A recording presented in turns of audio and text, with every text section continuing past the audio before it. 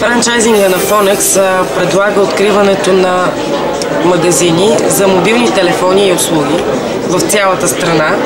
Една нова верига, която тепърва се развива и съответно доста динамично работиме в момента с нови франчайзери, търсиме партньори и мисля, че може да предложим доста добри бъдещи взаимоотношения. В момента имаме 40 магазина. Само за тази година сме открили над 25 магазина. Мисля, че доста динамично се развиваме. Имаме планове до година тези магазини да станат 100.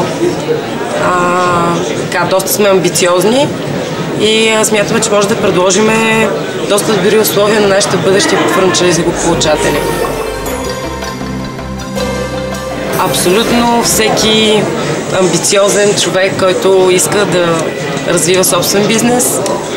Инвестицията не е много голяма за откриване на един такъв магазин и мисля, че е достъпно за просто всеки човек, който му е писнал да работи под нечия шапка и да направи нещо свое. Ние сме сравнително нова верига и за момента имаме трима франчайзери. Общо взето и тримата върват добре и така не смея все още да се изказвам по въпроса кой от тях е най-добрия. Предстои ни тепърва набиране на нови.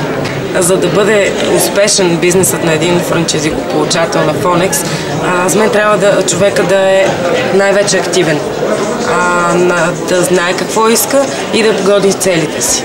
Тъй като тази сфера за мобилните услуги, както и кеш-поинт щандовете, които предлагаме, изискват усилия да си търсиш клиентите и да ги накараш да влезнат в обектите.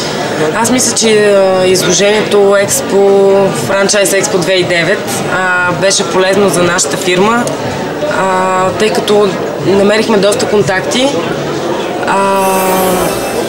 и смятам, че бихме участвали отново до година. Пожелавам ви да се развиете и да стане още по-голямо и повече фирми да се включат.